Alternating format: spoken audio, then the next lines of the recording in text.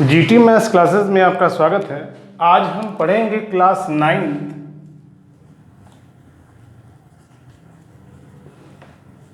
9th में physics chapter gravitation.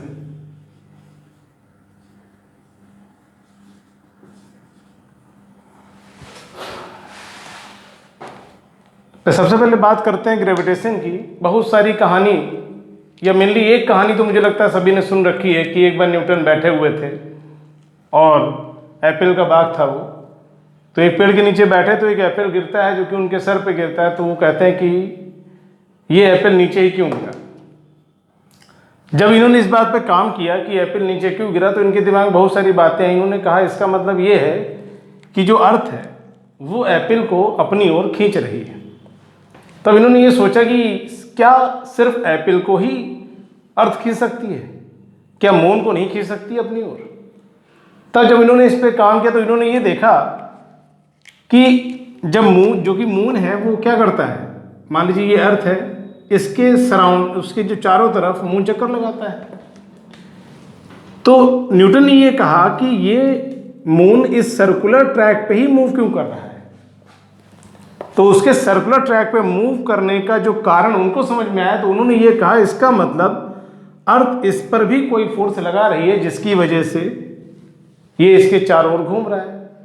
फिर उन्होंने कहा कि क्या सिर्फ अर्थ में ही ये क्वालिटी है, क्या किसी और में नहीं है। तब सोलर सिस्टम पे बात आई तो उन्होंने ये देखा कि सन के अराउंड भी बहुत सारे प्लैनेट हैं जो चक्कर लगाते रहते हैं। इससे ये क्लियर हो गया कि निश्चित ही सन भी इन सब के ऊपर कोई फोर्स लगा रहा है। इस तरीके से बात आती है ग्रेविटेशन की, यानी कि जो ये फोर्स की बात हो रही थी, इस फोर्स को कहा गया कि दिस इज ग्रेविटेशनल फोर्स। चलिए सबसे पहले बात करते हैं कि और न्यूटन ने क्या बताया। देखिए न्यूटन ने मोशन पे, न्यूटन ने बहुत सारा काम किया। सर आइजैक न्यूटन ने बहुत सारे काम किए, चाहे वो मोशन पे हो चाहे वो ग्रेविटेशन पे हो। मुझे लगता है कि आप अगर देखना चाहें, अगर उनके बारे में पढ़ना चाहें तो शायद हजारों में उनके एक्सपेरिमेंट हैं, हजारों में उनकी डिस्कवरीज हैं जो कि हम लोग आज यूज में लेते हैं। तो ग्रेविटेशन में सबसे पहला काम जो बताया गया, उन्होंने ये बताया कि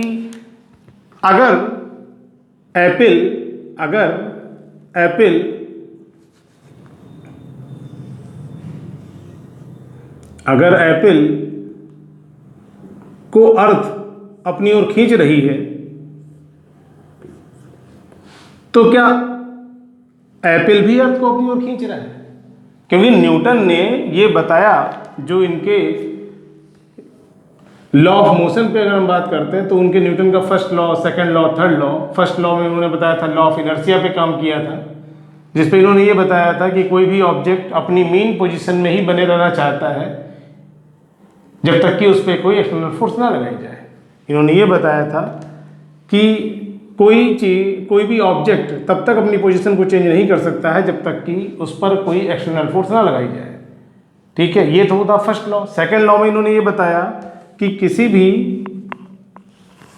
ऑब्जेक्ट का मास और अगर वो मूविंग है तो उसके एक्सेलरेशन का जो प्रोडक्ट होता है वो फोर्स होती है। यानी कि कोई ऑब्जेक्ट किसी दूसरे ऑब्जेक्ट के ऊपर कितनी फोर्स लगाएगा वो डिपेंड करता है उसके मास और उसके एक्सेलरेशन के ऊपर।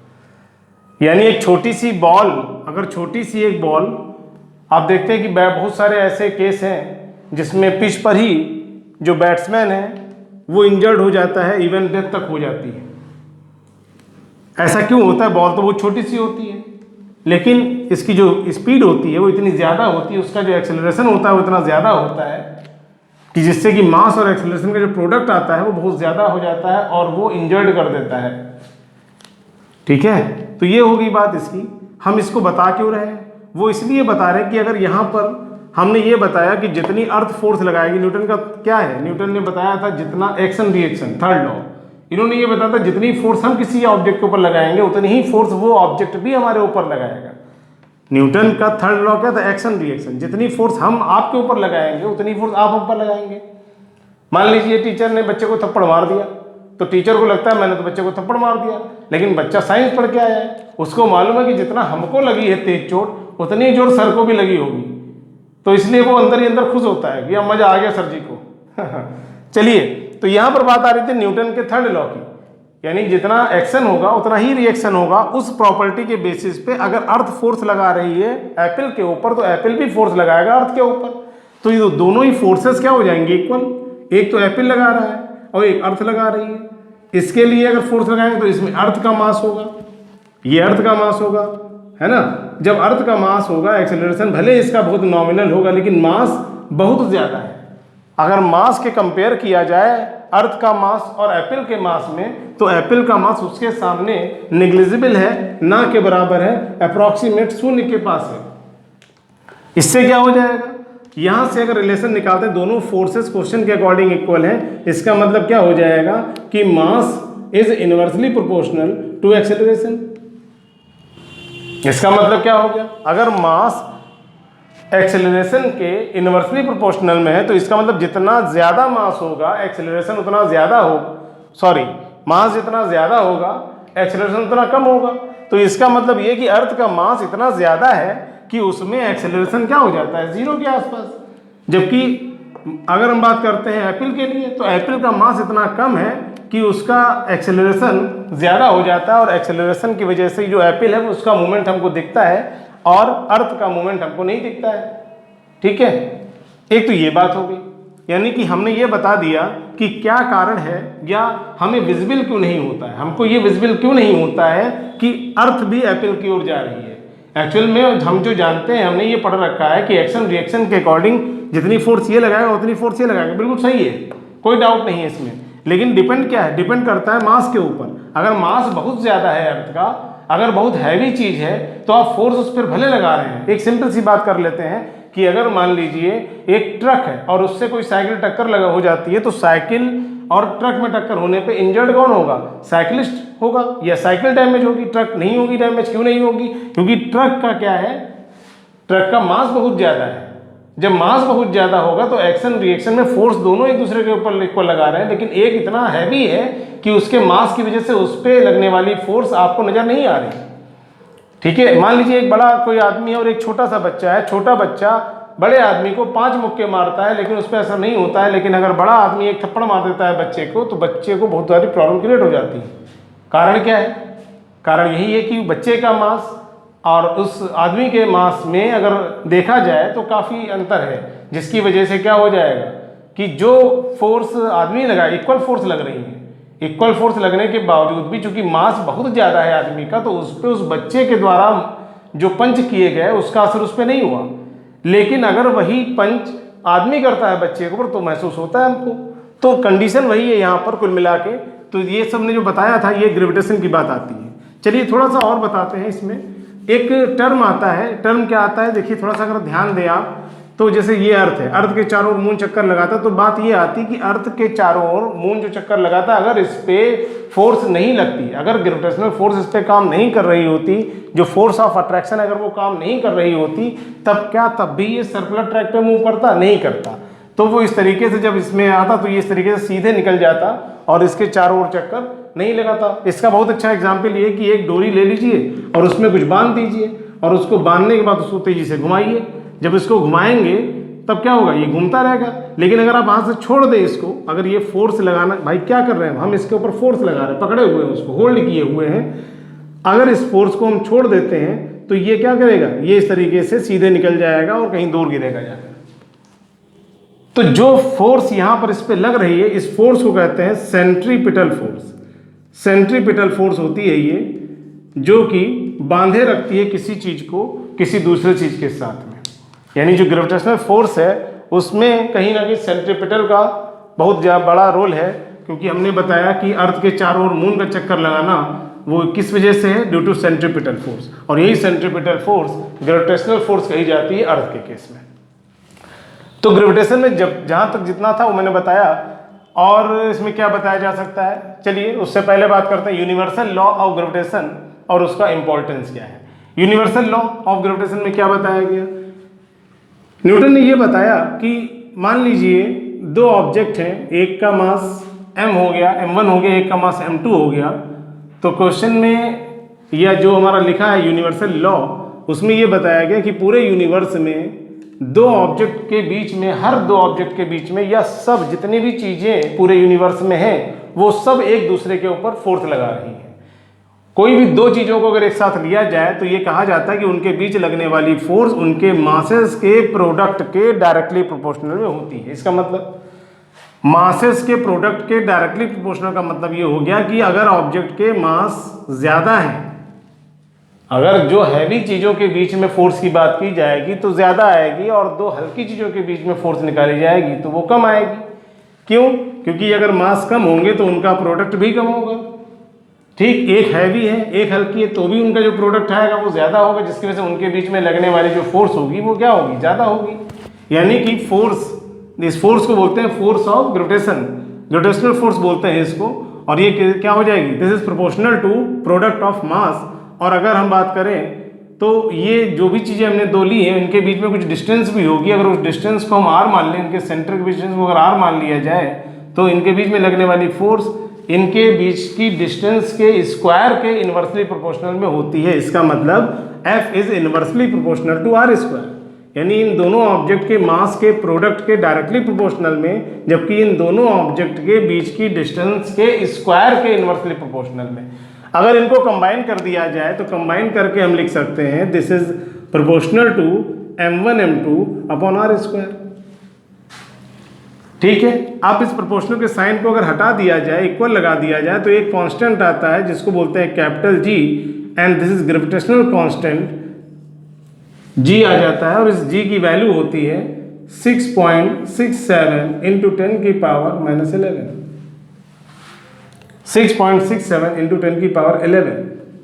और अगर इसकी यूनिट निकाली जाए तो अगर G की यूनिट निकाली जाए तो ये हो जाएगा F into R square upon m1 m2, F R square upon m1 m2। तो F मतलब न्यूटन, F मतलब फोर्स, फोर्स मतलब न्यूटन, R मतलब डिस्टेंस यानी मीटर स्क्वायर, और अपॉन में क्या है? Kilogram square. तो न्यूटन मीटर स्क्वायर पर किलोग्राम स्क्वायर। तो इस तरीके से क्या निकल के आ जाएगा? कैपिटल G की यूनिट भी बता दी मैंने और उसकी वैल्यू भी बता दी। इसके अलावा अब हम बात करते हैं, जैसे इसमें बोला गया इंपॉर्टेंस क्या है ग्रेविटेशन लॉ। अगर हम बात करें, मैंने बोला कि पूरे यूनिवर्स में जो भी सेटअप है, चाहे वो प्लैनेट की लोकेशन की बात हो, चाहे वो अर्थ की लोकेशन की बात हो, अगर ग्रेविटेशनल फोर्स नहीं होगी तो सब कुछ क्या हो जाएगा? सब कुछ एक जगह इकट्ठा हो जाएगा और सब खत्म हो जाएगा। यानी कि अगर हम बात करते हैं यूनिवर्स, जिसके लिए हम बोलते हैं कि यूनिवर्स की अगर हम बात करें कि कैसे बना, तो उसके लिए थ्योरी जो आपने पढ़ रखी है, बिग बैंग थ्योरी सुनी है, जिसमें एक एक्सप्लोजन होता है जिसमें टूट जाती हैं चीज़ें और वो बिखर जाती हैं धीरे धीरे, मिल्की मतलब जो गैलेक्सीज बनती हैं, अरबों खरबों स्टार्स। खैर उतना नहीं जाएंगे, वो ज्योग्राफी का पोर्शन हो जाएगा। तो ग्रेविटेशन बता दिया, यूनिवर्सल लॉ ऑफ ग्रेविटेशन बता दिया, इंपॉर्टेंस कहाँ कहाँ हो सकता है यूनिवर्सल लॉ। अच्छा एक बात बताइए, यूनिवर्सल बार बार क्यों आ रहा है? यूनिवर्सल है क्या? यूनिवर्सल का मतलब होता है जो ये ग्रेविटेशनल लॉ है ये पूरी मतलब पूरे यूनिवर्स पे अप्लाई करता है, पूरे यूनिवर्स में। इसका मतलब अर्थ पे भी होगा, मून पर भी होगा, स्पेस में भी होगा, सन पर भी एप्लीकेबल है, मून पर भी एप्लीकेबल है। ठीक, अब बात कर रहे थे थोड़ा सा और इम्पोर्टेंस की बात करें कि जो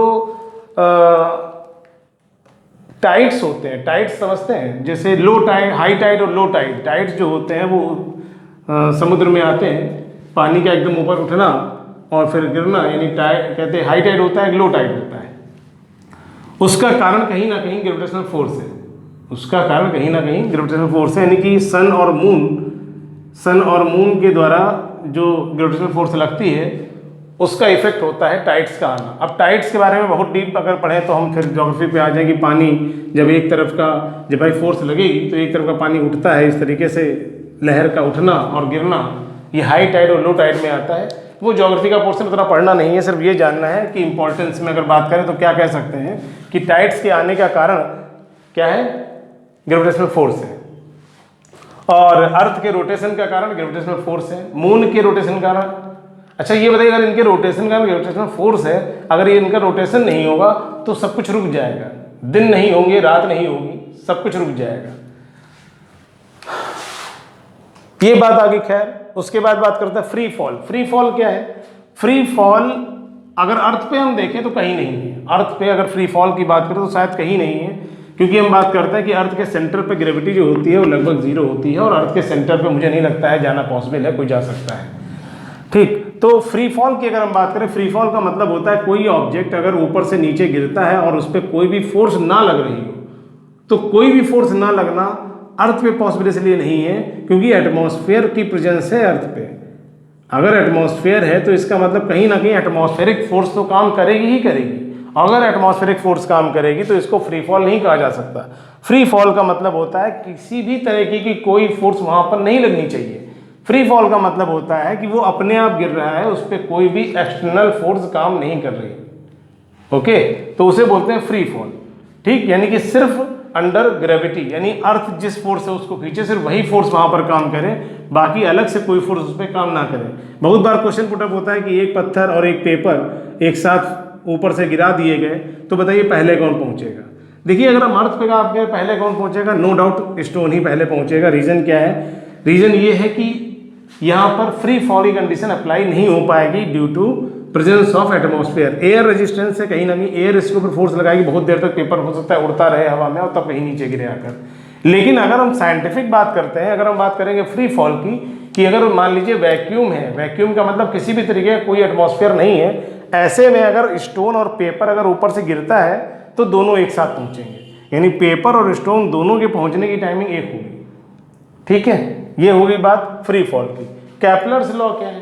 केपलर ने बताया क्या? देखिए, केपलर ने प्लैनेट के मोशन पे कोई काम नहीं किया, उसके मोशन पे काम न्यूटन ने ही किया है, लेकिन इन्होंने कुछ चीजें बताई। इन्होंने क्या बताया? सबसे पहले इन्होंने ये बताया कि जो अर्थ है उसका जो पाथ है, यानी कि जिस पे वो घूमती है, वो कैसी है? इलिप्टिकल है।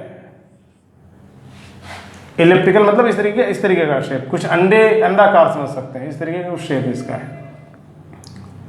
ठीक है, अच्छा, ये जो मैंने बताया है बीच में, ये सन को हम दिखा रहे हैं, ये क्या है? सन है, ये सन है। तो अब जो कंडीशन देख रहे हैं, यानी इसको फोकस बोलते हैं, जहां पर सन है उसको फोकस बोलते हैं। इसमें ये बताया गया, यानी पहला लॉ तो इन्होंने ये बता दिया कि अर्थ की जो ऑर्बिट है उसका शेप कैसा है? इलिप्टिकल है। ये केपलर ने पहली कंडीशन बताई। दूसरी क्या बताई? दूसरा ये बताया कि अगर एक सर्टेन टाइम की बात करें, अगर एक सर्टेन टाइम में बात करें, मान लीजिए यहाँ भी इसके लिए भी उसने टाइम टी लगाया और यहां भी टाइम टी ही लगाया, तो इक्वल एरिया में, इक्वल टाइम में इक्वल एरिया स्वेप्ट करेगा। इसका मतलब ये जो एरिया हम आपको दिखा रहे हैं, जिसको अगर मैथमेटिक्स में पढ़े तो सेक्टर एरिया पढ़ते हैं उस, तो यहां पर क्या है? आपने देखा कि यहां पर कोई चीज थी, अर्थ यहां पर थी और यहां आ गई, और इसको यहां से यहां तक आने में जो टाइम लगा वो t सेकंड का टाइम लगा है। तो ऐसे में उसने जो एरिया कवर किया है इतना, वो एरिया, और यहां भी अगर बात करें तो यहां भी t टाइम में उसने यहां से यहां तक पहुंच गई। इसका मतलब क्या हुआ? ये एरिया उसने कवर किया, तो t टाइम यानी इक्वल टाइम में इक्वल एरिया कवर करेगी अर्थ। ये बताया गया, ये न्यूटन ने सेकंड लॉ बताया। थर्ड लॉ क्या बताया? थर्ड लॉ में इन्होंने ये बताया कि जो ऑर्बिटल टाइम है, ऑर्बिटल टाइम है, यानी कि किसी भी प्लेनेट के रोटेशन के लिए जो ऑर्बिटल टाइम है, अगर उसको कैपिटल T मान लिया जाए, और जो इसकी सन से डिस्टेंस है, जो मीन डिस्टेंस है, किसी भी प्लेनेट की सन से जो मीन डिस्टेंस है, अगर इसको हम r मान लें, तो न्यूटन ने ये बताया कि जो r³ होगा is directly proportional to t²। यानी प्लेनेट के बीच की डिस्टेंस, प्लेनेट और सन के बीच की डिस्टेंस का क्यूब डायरेक्टली प्रोपोर्शनल में होगा ऑर्बिटल टाइम के स्क्वायर के। या इनको अगर कंबाइन करके लिखें तो हम इसको लिख सकते हैं r³ is equal to constant.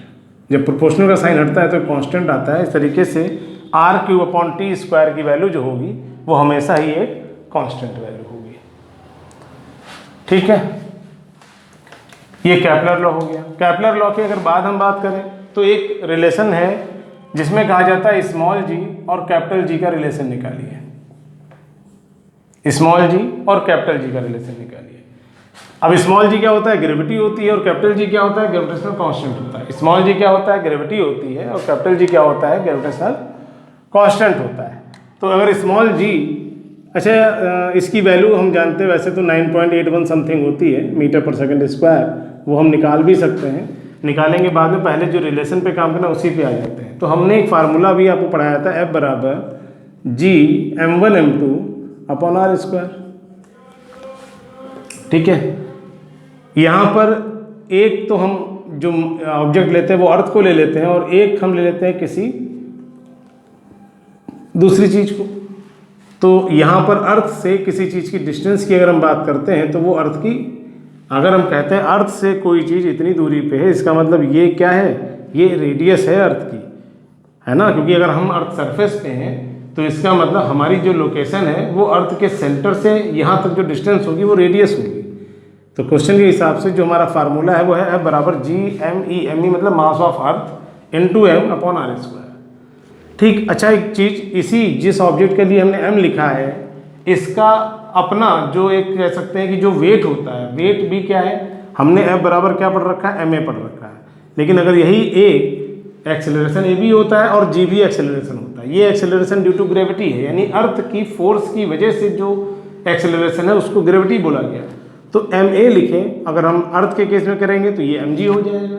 तो ये दोनों ही फोर्सेस क्या होनी चाहिए भाई, एक्शन रिएक्शन के अकॉर्डिंग क्या, वो अर्थ जितनी फोर्स उस पर लगाएगा उतना ही ये फोर्स उस पर लगाएगा। यही तो पढ़ा आपने भाई, एक्शन रिएक्शन में हमने ये पढ़ा है कि कोई ऑब्जेक्ट जितनी फोर्स एक पे लगाएगा दूसरा पहले वाले पे लगाएगा, इक्वल और अपोजिट डायरेक्शन में। तो खैर, तो यहाँ पर क्या आ जाएगा, दूसरे के लिए अगर निकालें यानी कि इस ऑब्जेक्ट के लिए निकालेंगे फोर्स तो हो जाएगा mg। तो ये mg और ये G M E M upon R square, ये दोनों क्या होना चाहिए, इक्वल होना चाहिए। तो स्मॉल m कट जाएगा तो फाइनली जो g की वैल्यू आ जाएगी वो हो जाएगी G M E upon R square. तो ये आ गई स्मॉल g। अब अगर हम बात करें तो कैपिटल G की वैल्यू क्या होती है, मालूम है आपको, अर्थ का मास कितना होता है अप्रॉक्सीमेटली, मुझे लगता है लगभग 60,000, चलिए 6400 और 6000 kg, यही इसमें है लिखा हुआ। चलिए अब बाद में इसको कर लिया जाएगा, न्यूमेरिकल लगाएंगे तो ये चीज़ें दे रखी होंगी आपको। तो ये आ गया स्मॉल g की कैपिटल G के साथ रिलेशन आ गया। उसके बाद हम पढ़ेंगे मास और वेट। मास और वेट क्या है, मास का मतलब होता है कि किसी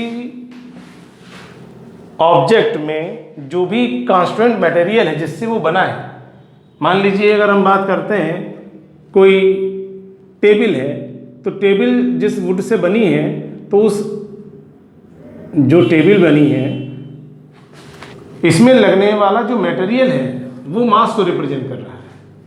उसमें प्रेजेंट मतलब जो मटेरियल प्रेजेंट है वो मास को रिप्रेजेंट करेगा, जबकि जो अर्थ पे ये फोर्स लगाएगी टेबल वो उसका वेट कहा जाएगा, यानी कि mg। इसका मतलब कहीं ना कहीं जो वेट है वो क्या है, फोर्स है, क्योंकि ये mg को रिप्रेजेंट करता है। और मास क्या है, उसका कांस्टेंट मटेरियल जिससे वो मिलके बना है, उसके अंदर जो मटेरियल प्रेजेंट है उसको बोलते हैं मास। ठीक है, ओके। तो काम कर रहे थे कि अगर मान लीजिए इसमें मास और वेट को थोड़ा और समझाएं तो मास को और क्लियर किया जाए। तो जैसे बहुत बार कहा जाता है कि अगर मान लीजिए हमने अपना मास अर्थ पे देखा तो मान लिया 60 kg है, और मून पे गए तो कितना होगा। अगर हमने मास बोला है कि अर्थ पे 60 kg है तो मून पे कितना मास होगा, मून पे भी 60 kg ही मास होगा। क्यों होगा, इसलिए होगा क्योंकि हमने अभी क्या बोला कि मास उसका कांस्टेंट मटेरियल होता है। तो मटेरियल अगर हम यहाँ रखेंगे तो भी वही रहेगा, और अगर मून पे ले जाएंगे तो भी उसके मटेरियल में कोई कमी या ज़्यादा नहीं होगा वो। ठीक है, लेकिन अगर वेट की बात करें तो वो बदल जाएगा। वेट क्यों बदल जाएगा, क्योंकि जो ग्रेविटी है वो अगर अर्थ पे ही हम कंपेयर करें तो पूरी अर्थ पे एक जैसी ग्रेविटी नहीं होती, कहीं पर कम होती है तो कहीं पर ज़्यादा होती है। एवरेज हमने जो ले रखी है वो 9.8 या 9.81 करके ले रखी है। लेकिन अगर हम पूरे अगर अलग अलग जगह पर इसकी ग्रेविटी निकालें तो चूंकि सबकी सेंटर से जो डिस्टेंस होगी वो कम ज़्यादा होगी, इसी वजह से ग्रेविटी भी होगी अनइक्वल रहेगी। और जब ग्रेविटी अनइक्वल रहेगी तो जो हम निकालेंगे इसका वेट mg, तो g चेंज होने की वजह से वेट भी क्या हो जाएगा, चेंज होता रहेगा। एक क्वेश्चन जो मैंने बताया कि मून पे मास तो सेम रहेगा, लेकिन अगर वेट निकाला जाए तो अगर 60 न्यूटन का वेट अर्थ पे है तो मून पे कितना होगा, मून पे होगा 10 न्यूटन। अब 10 न्यूटन क्यों कर दिया हमने, क्योंकि जो मून की ग्रेविटी होती है वो अर्थ की ग्रेविटी की 1/6 होती है। यानी जितनी अर्थ की ग्रेविटी होगी मून की ग्रेविटी उसकी 1/6 होगी। ठीक है, इसका डेरिवेशन आपके सिलेबस में नहीं है, फिलहाल आप जान लीजिए कि मून की ग्रेविटी अर्थ की ग्रेविटी की 1/6 है। इसका मतलब अगर हम अर्थ पे वेट निकालेंगे तो mg लिखेंगे, लेकिन अगर यही हम मून पे निकालें वेट तो यहाँ पर m तो लिखेंगे लेकिन g की जगह पर gm लिखना पड़ेगा, और gm की वैल्यू जो हो जाएगी वो 1/6 g हो जाएगी। तो फाइनली जो आ जाएगा जो वेट वो कितना हो गया, 1/6 हो गया। अब 1/6 का मतलब अगर ये 60 kg है, अगर ये 60 न्यूटन है तो यहाँ पर आ जाएगा 1/6 into 60, it mean this is 10 Newton. तो इसका मतलब जो मून पे आएगा वो कितना आ जाएगा, 10 न्यूटन आ जाएगा। इस पर न्यूमेरिकल भी मिलेंगे लगाने के लिए आपको। तो ये तो होगी मून, और मतलब ये तो होगी आपकी मास और वेट पे हमने जो बताया। यानी कहने का सेंस ये हो गया कि मास कभी चेंज नहीं होता, मास कभी भी जीरो नहीं होता, लेकिन वेट जीरो हो सकता है। जीरो क्यों हो सकता है, अगर ग्रेविटी जीरो हो जाए, अगर ग्रेविटी जीरो हो जाए, जो कि हम लोग मानते हैं कि अर्थ के सेंटर पर ग्रेविटी जीरो है, तो अगर ग्रेविटी जीरो हो जाएगी तो फिर वहाँ पर वेट भी जीरो हो जाएगा, क्योंकि m इंटू जी ये वेट को रिप्रेजेंट करता है। ठीक, उसके बाद हम लोग आगे बात आ गई थ्रस्ट और प्रेशर पे। थ्रस्ट क्या है और प्रेशर क्या है। देखिए थ्रस्ट पहले समझ लीजिए थ्रस्ट क्या है। किसी भी सरफेस के ऊपर, किसी भी सरफेस के ऊपर परपेंडिकुलर लगने वाली जो भी फोर्स होती है उसे हम थ्रस्ट बोलते हैं। क्या बोला हमने, किसी भी सरफेस के ऊपर, किसी भी प्लेन सरफेस के ऊपर, अगर पर प्लेन मत बोलिए, किसी भी सरफेस के ऊपर परपेंडिकुलरली लगने वाली फोर्स को थ्रस्ट बोलते हैं। और अगर यही थ्रस्ट किसी पर्टिकुलर एरिया पे लगने लगे, यानी कि अगर थ्रस्ट को हम अगर थ्रस्ट को डिफाइन करें, THRUST, थ्रस्ट को अगर डिफाइन किया जाए तो लिख सकते हैं कि force applied on the surface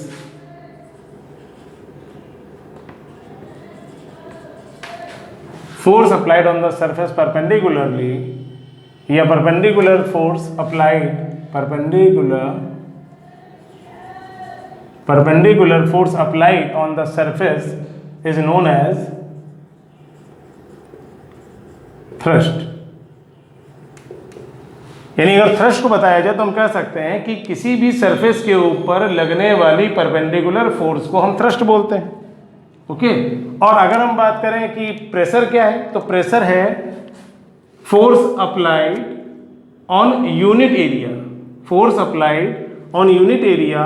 यानी अगर प्रेशर को लिखें तो हो सकता है कि F/A, किसी यूनिट एरिया पे लगने वाली फोर्स को हम प्रेशर बोलते हैं।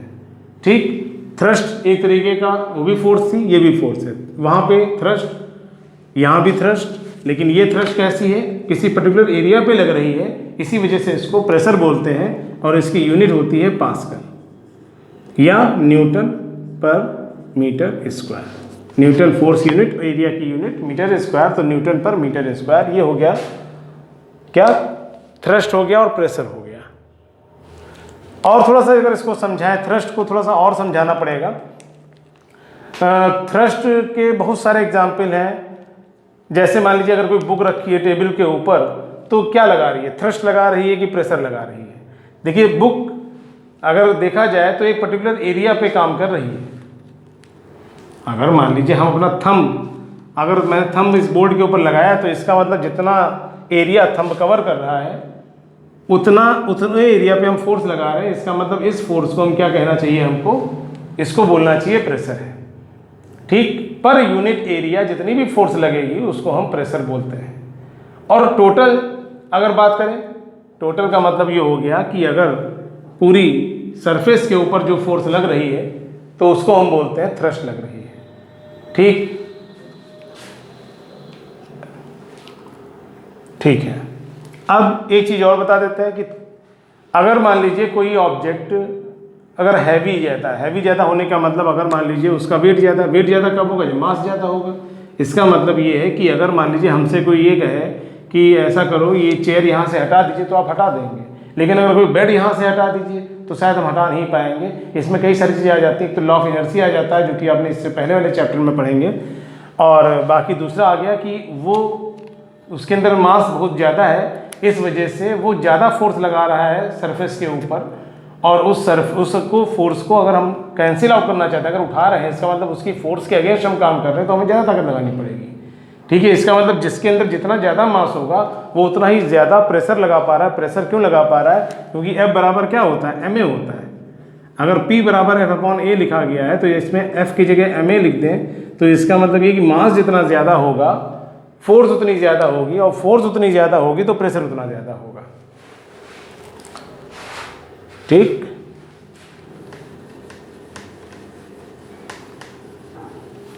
एक टर्म और पढ़ लीजिए, एक टर्म और पढ़ लेते हैं। एक होता है अपथ्रस्ट, ये तो थ्रस्ट था, एक होता है अपथ्रस्ट। अपथ्रस्ट क्यों बात आई? अच्छा, पहले तो प्रेशर को और समझ लीजिए कि मान लीजिए कंटेनर है, एक कंटेनर है जिसके अंदर मान लीजिए कुछ भरा हुआ है, पानी मान लेते हैं भरा हुआ है। ठीक है, इसके अंदर मान लीजिए पानी भरा हुआ है, तो इसका मतलब जो पानी इसमें भरा है वो क्या कर रहा है? वो फोर्स लगा रहा है चारों वॉल पे और बॉटम पर भी, यानी एक तरीके का प्रेशर लगा रहा है इन वॉल्स के ऊपर। एक बैलून है, बैलून के अंदर आपने एयर भर दी तो क्या कर रहा है? वो उन वॉल्स पे प्रेशर लगा रहा है। आप बैलून लीजिए, पानी भर दीजिए, इसका मतलब वो पानी उस बैलून की वॉल पे क्या लगा रहा है? प्रेशर लगा रहा है। ठीक है, समझ पा रहे हैं मेरी बात को? तो ये हो गया प्रेशर। इसलिए फ्लूइड में हम समझा रहे हैं क्योंकि फ्लूइड में एक टर्म आता है अपथ्रस्ट।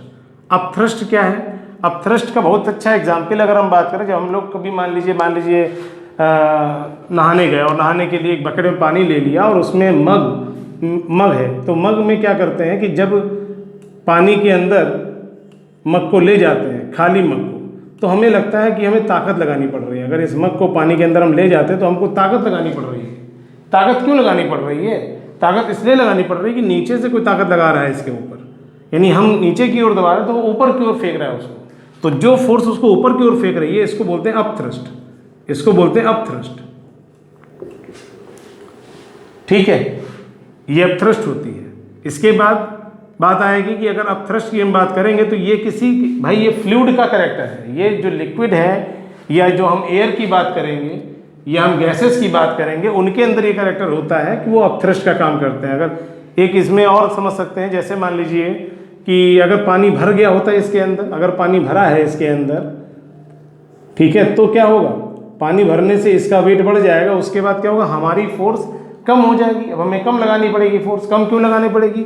वैसे ये खाली था तो इसकी जो अभी इसमें जब हमने पूरा पानी भर दिया तो इसका भी कुछ वेट हो गया, यानी कुछ ये भी फोर्स लगा रहा है और कुछ हम लगा रहे हैं, तो दोनों की फोर्स जो मिला के हो जाएगी वो इस अपथ्रस्ट को बैलेंस करेगी।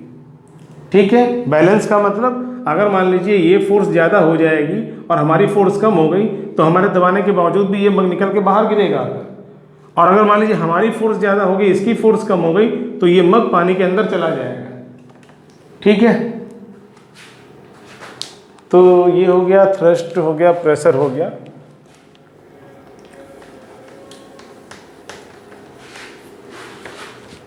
एक क्वेश्चन पुटअप होता है, एक क्वेश्चन ये पुटअप होता है, बहुत बार एक क्वेश्चन आता है कि क्या कारण है कि एक आयरन की जो नेल होती है वो पानी में डूब जाती है, जबकि जो पानी में जो बोट वगैरह होती हैं ये अगर देखी जाए तो ये तैरती हैं, तो इसका कारण क्या है? जबकि हम जानते हैं कि बोट और अगर इसमें आयरन नेल में कंपेयर किया जाए तो बोट का जो वेट है या मास है वो इसके कंपेयर बहुत ज़्यादा है, उसके बावजूद भी ऐसा होता है। तो उसका कारण क्या है? उसके कारण है एक तो उसका शेप। अब ये शेप की बात आई, उससे पहले कुछ चीज़ें और बतानी पड़ेंगी हमको। आर्किमिडीज प्रिंसिपल भी लिखा है, वो भी समझाना पड़ेगा, लेकिन थोड़ा सा बताते हैं, फिर बताते हैं आर्किमिडीज प्रिंसिपल को कि कोई भी चीज़ पानी में डूबेगी कब? कोई भी चीज़ पानी में डूबेगी कब? जब कोई ऑब्जेक्ट, अगर मान लीजिए यहाँ पानी है, अगर कोई ऑब्जेक्ट इसके अंदर हमने डाला, अगर कोई ऑब्जेक्ट इसमें डाला और इसने अपने पूरे वेट के इक्वल, अगर ये ऑब्जेक्ट अपने पूरे वेट के इक्वल पानी को यहाँ से डिस्प्लेस कर ले, यानी कि इसने जितना पानी हटाया, इसने जितना पानी हटाया उतने पानी का वेट इस ऑब्जेक्ट के वेट के इक्वल हो। समझ पा रहे मेरी बात को? मैंने क्या बताया कि अगर कोई ऑब्जेक्ट पानी में हमने डाला तो पानी के अंदर वो आधा डूबा, उसके बाद तैर रहा है, तो आधा डूबने का मतलब ये होगा कि आधा डूबने के बाद उसने, आधा डूबते ही उसने उस अपने पूरे वेट के इक्वल पानी को डिस्प्लेस कर लिया, इसीलिए वो तैर रहा है। ठीक है, अगर बाई चांस ये अपने ऑब्जेक्ट पूरे वेट के इक्वल वेट को डिस्प्लेस नहीं कर पाता तो ये नीचे सिंक कर जाता है, यानी कि डूब जाता। आयरन नेल और शिप में यही डिफरेंस है कि आयरन नेल क्या करती है, अपने पूरे वेट के इक्वल पानी को डिस्प्लेस नहीं कर पाती है, जबकि जो शिप होते हैं वो अपने पूरे वेट के इक्वल वाटर को थोड़ा सा ही सिंक करके, यानी इतना ही सिंक करे और इतने अपने पूरे वेट के इक्वल पानी को डिस्प्लेस कर लिया और इस तरीके से वो उसमें तैरता रहा। तो अब इसमें एक चीज़ और आ गई, ये चीज़ मैंने जो बताई है इसमें एक चीज़ ये आ गई कि जो क्यों तैर रहा है ये भी तो कारण है। क्यों तैर रहा है उसका कारण होता है कि ये जो फ्लूइड है ये इसको नीचे सपोर्ट दे रहा है। भाई जो लिक्विड है, जो पानी है, ये नीचे से इसको सपोर्ट कर रहा है। तो ये जो सपोर्टिव फोर्स होती है इसको कहते हैं बॉयंट फोर्स। बॉयंट फोर्स बोलते हैं इसको, या बॉयंसी बोल सकते हैं, BU, बॉयंट।